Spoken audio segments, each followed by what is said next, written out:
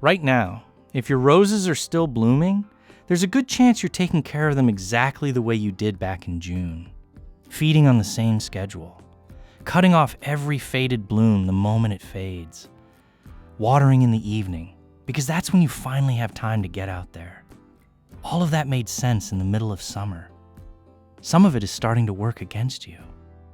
A rose spends the first part of the season focused on growth. As the season winds down, its priorities start shifting toward hardening off and getting ready for dormancy instead. Most of the habits that made your roses thrive all summer were built for that first priority, not the second one. You can usually see the shift before you can name it. The new growth toward the top of the bush looks a little duller than it did in July. The days between one flush of blooms and the next stretch out, even though nothing about your routine has changed. That's not the plant slowing down on its own. Often, it's the plant trying to slow down while you're still asking it to speed up. There are 5 things I want you to stop doing to your roses before fall gets here. One of them is something almost every rose gardener does for the best possible reason, because they genuinely think it's helping. We'll go through all 5 in the order they actually matter, starting with the one you're probably still doing this week. The first mistake is the most understandable one. It's fertilizer. If your roses have been especially productive this year, the instinct is to keep feeding them the way you have been. Same applications, same strength, same schedule you started back in spring. That instinct isn't laziness. It's the opposite. You're trying to reward a plant that's worked hard for you all season. Here's the problem with that instinct. Fertilizer, especially anything nitrogen heavy, tells a rose to keep making new growth, new stems, new leaves, new buds. In June, that's exactly what you want. In late summer, that new growth doesn't have enough time left to toughen up before the cold arrives. You may notice it. New growth at the tips that's softer and paler than the growth around it. And soft growth is the first thing damaged when temperatures drop. Sometimes taking healthy, established wood down with it, the way one bad pipe can flood a room that had nothing to do with the leak. The real fix isn't switching fertilizers. It's stopping the push for new growth altogether, roughly as your growing season winds down and the nights start turning cooler. In colder parts of the country, that often lands in mid-August. Illinois Extension, as one regional example, draws the line right around August 15th. Not because that date is magic everywhere, but because it gives the plant enough time to slow down and toughen up before frost actually arrives. Garden somewhere warmer, and your window shifts later. The date isn't the point. The principle is. Stop pushing growth before the plant needs to start hardening it instead. Here's the part almost nobody expects. Feeding isn't necessarily over for the year, but it is over for the growing season. Once your roses have gone fully dormant, genuinely stopped growing, not just slowed down, you can feed them again. That fall feeding won't produce a single new leaf.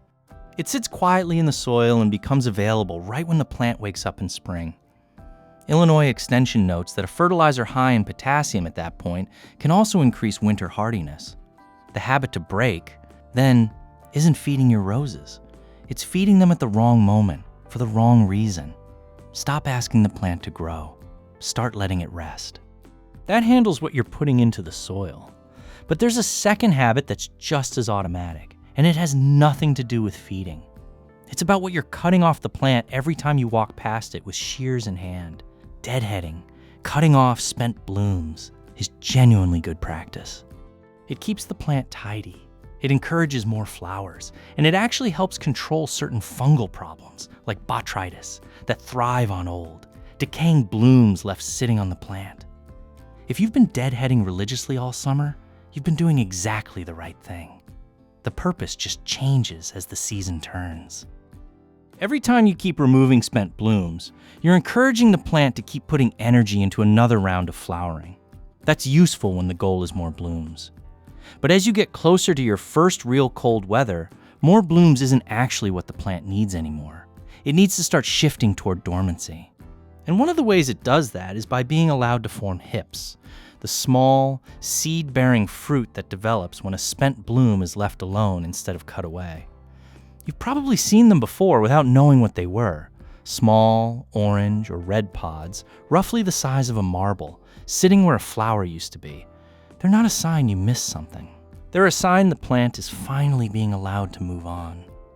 The fix, fortunately, isn't complicated. As fall approaches, stop deadheading every single bloom. Let some of them go. Illinois Extension, as one regional example, recommends leaving flowers uncut after October 1st, specifically to help the plant begin hardening off for winter. Your own timing will depend on your climate, but the principle travels everywhere. Near the end of the season, letting go replaces cutting back. Honestly, this might be my favorite mistake on this list, because it isn't really a mistake at all. It's a habit that was completely right all summer and just needs to retire on schedule.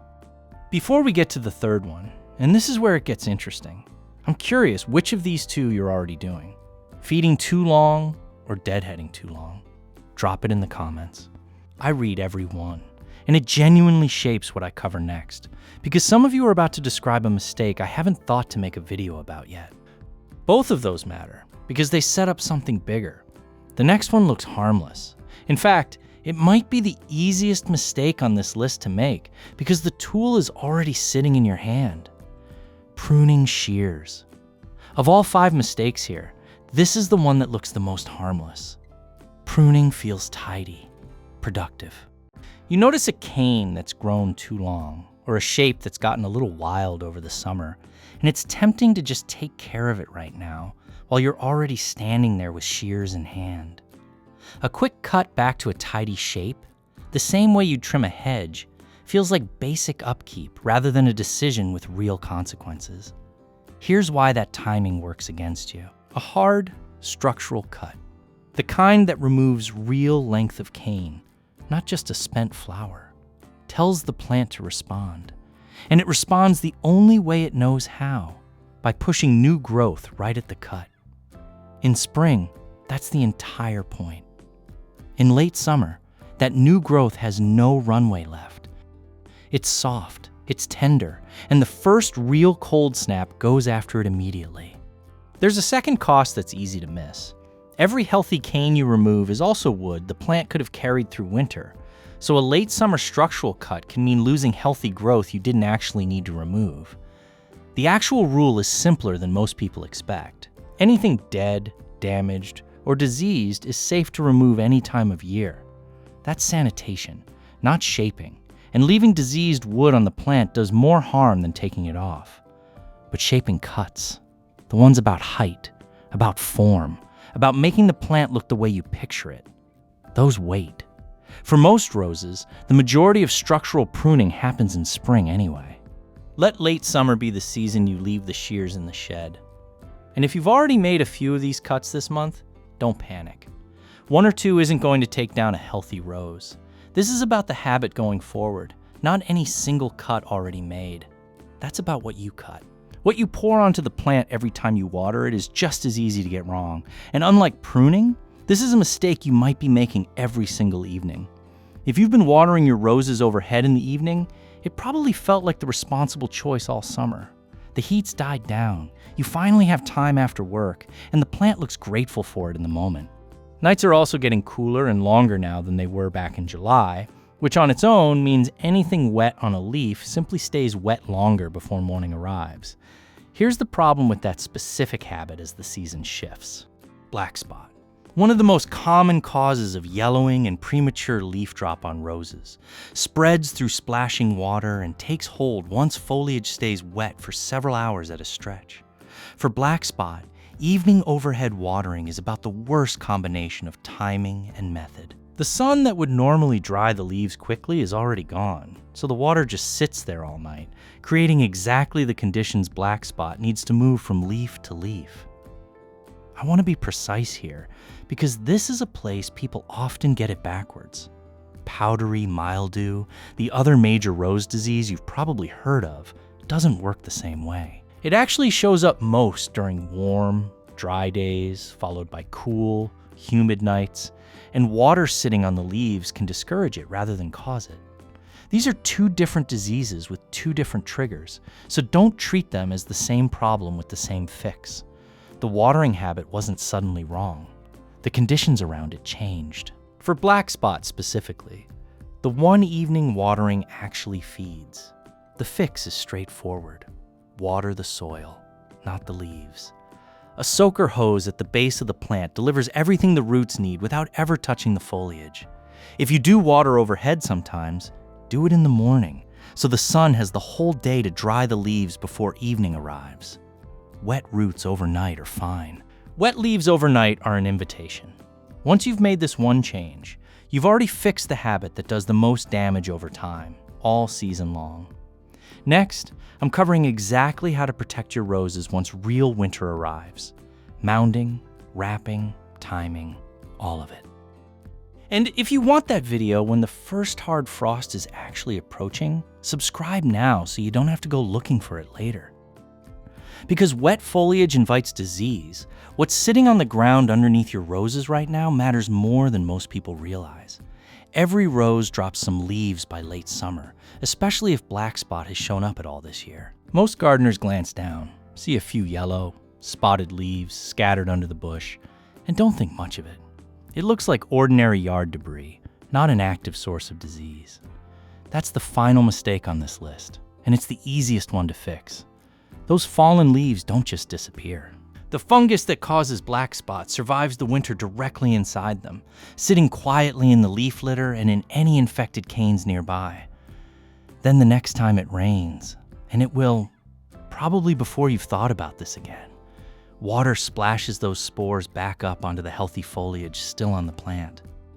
You end up right back where you started, except now the plant has fewer healthy leaves left to spare than it did before. This is also where everything from the rest of this video connects. Wet foliage from evening watering feeds black spot. Late pruning removes wood the plant needed for winter. And leaves you never picked up off the ground are reinfecting the plant every time it storms, right when it can least afford to lose more leaves before going dormant. The fix takes about 5 minutes. Rake up fallen leaves and any other debris from underneath your roses and get rid of them. Do this now, and do it again once more. Leaves come down later in fall. It's not glamorous. It's not a technique. It's just picking things up off the ground. And of everything on this list, it might be the single highest value 5 minutes you spend on your roses all season. That's the full list of what to stop. Here's what you actually get if you do. Picture your rose bed in October after making these 5 changes. Your roses may still be putting out flowers, or they may have wound down for the season. Either way, the growth that's there is firm, not soft, because you gave it time to toughen instead of pushing new growth right up until frost. The ground underneath the plant is clear, and somewhere among the canes, a few hips are sitting where flowers used to be, doing exactly what they're supposed to be doing at this point in the year. None of that came from doing more. It came from doing less, at the right moments, on purpose. That's really what changes once you understand a rose's calendar. Early in the season, almost everything you do is about pushing growth. Late in the season, the most useful thing you can do is get out of the plant's way and let it get ready for what's coming. You're not neglecting your roses by stopping. You're finally listening to what they've been asking you for all along, ever since those first duller leaves showed up and you didn't quite know what they meant yet. Next spring, when that first bloom opens, it'll be there partly because of everything you didn't do this fall.